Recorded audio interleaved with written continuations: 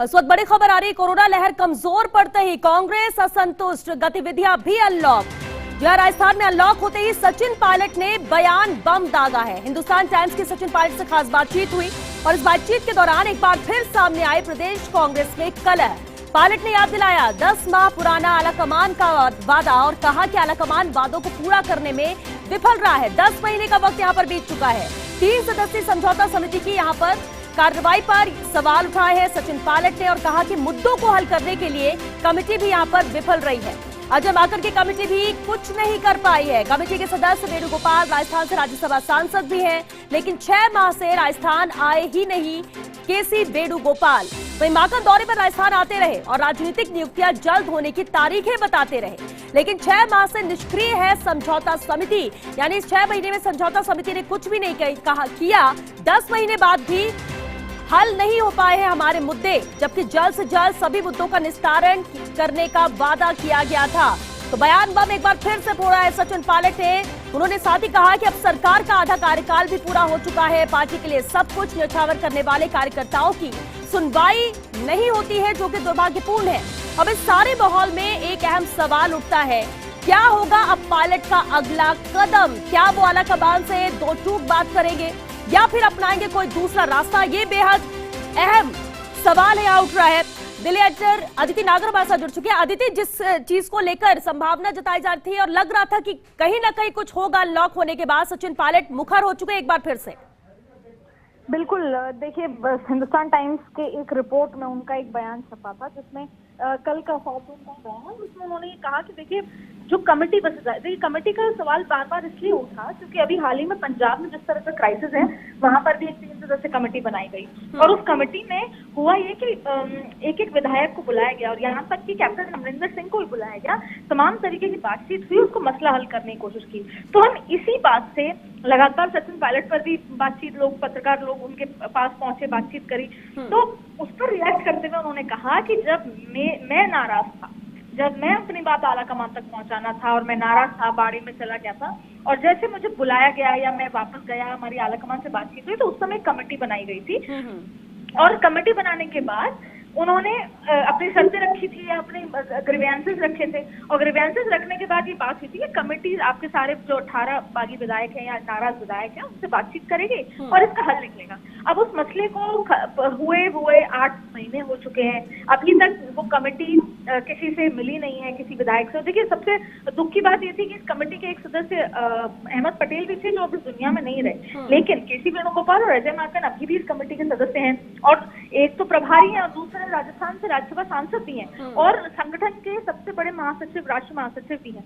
तो ऐसे में जब राजस्थान की जिम्मेदारी बनी और जब राजस्थान वो राज्य जहां पर कांग्रेस की सत्ता है, जहां पर इलेक्टेड सरकार को गिराने की कोशिश की गई, तमाम तरीके के गंभीर मुद्दे हैं और आलाकमान हमेशा से राजस्थान को एक रोल मॉडल के रूप में देखना चाहता था, वहां पर भी अगर 18 नाराज विधायकों से बातचीत होकर या सरकार का पक्ष समझते हुए या नाराज विधायकों का पक्ष समझते हुए अगर ग्रीवेंसेस क्लियर नहीं हुए, तो क्या आलाकमान इंतजार कर रहा है कि एक बार फिर जो 8 महीने पहले हुआ वो दोबारा हो?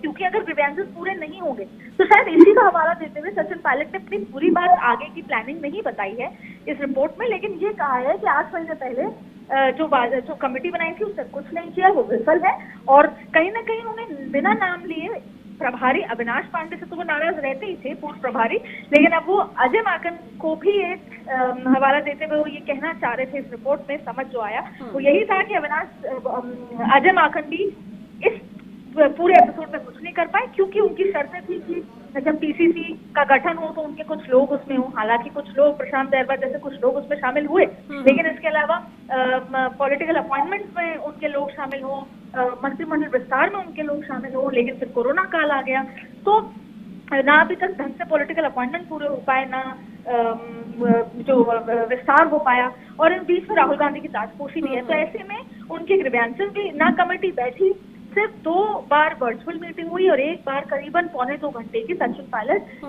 फिरोज शाह रोड पर अजय माकन से मिले और उस बात को शायद 5 से 6 महीने हो चुके हैं, लेकिन अभी तक कोई सुध नहीं ली गई है। तो जाहिर तौर पे रिएक्शन बड़ा ऑब्वियस था सचिन पायलट का। हालांकि उन्होंने तभी जबान नहीं कहा, लेकिन कहा कि जो कमेटी आलाकमान द्वारा गठित की गई थी वो विफल है हमारी सुनवाई पूरी करने में। बिल्कुल अदिति, बने रहिए आप हमारे साथ। इस वक्त हमारे साथ संपादकीय सलाहकार आशुतोष शर्मा जी भी जुड़ चुके हैं। आशुतोष जी, 10 महीने पहले यानी कि 10 महीने का वक्त बीत चुका है जब ये कमेटी बनाई गई और सीधे तौर पर निशाना और सवाल यही कि कमेटी विफल रही है, यानी अजय माकन यहाँ पर विफल रहे हैं, केसी वेणुगोपाल विफल रहे हैं, कोई बातचीत और कोई भी इस पर आगे कार्रवाई इस कमेटी ने नहीं की।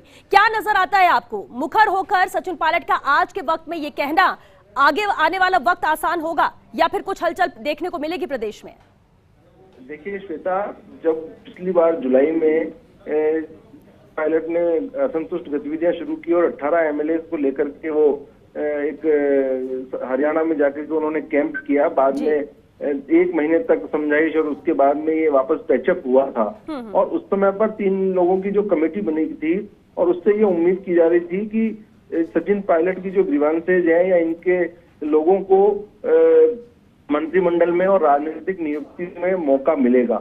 लेकिन सबसे बड़ी बात यह है कि 6 महीने पहले अहमद पटेल जो कांग्रेस के सबसे बड़े नेता थे और सबसे बड़े क्राइसिस मैनेजर थे, उनका दुखद निधन हो गया और उसके बाद से ये कमेटी पूरी तरह डिफंक्ट है।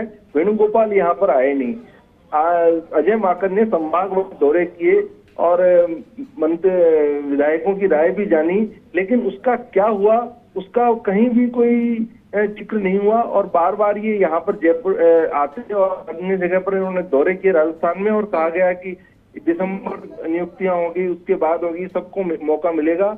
लेकिन लगता है कि उसके बाद में कोरोना की लहर आने से वो सब गतिविधियां ठंडी पड़ी।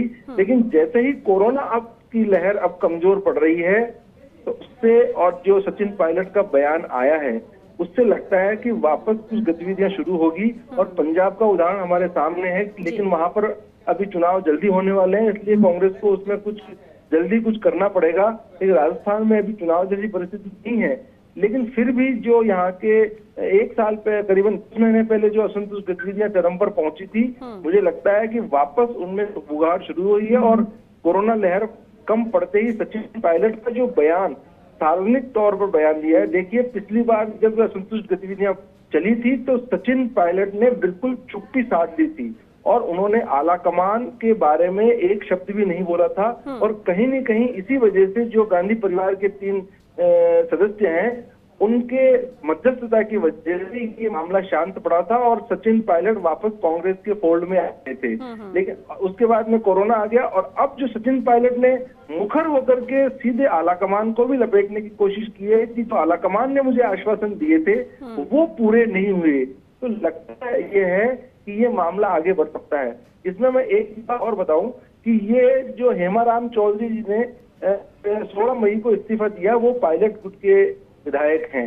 अभी तक ऐसा माना जा रहा था कि वो वहां पर लोकल पॉलिटिक्स की वजह से उन्होंने इस्तीफा दिया, लेकिन अब जो नई राजनीतिक घटनाक्रम हुआ है और सचिन पायलट का बयान आया है, तो ये भी देखने की बात होगी क्या वापस हेमाराम चौधरी का इस्तीफा कहीं कोई बड़े घटनाक्रम का प्रारंभिक संकेत न बन जाए। ये परिवर्तन का जो घटनाक्रम में परिवर्तन हुआ है उससे जोड़कर देखा जा सकता है। बिल्कुल आशुतोष, आप बने रहिए हमारे साथ।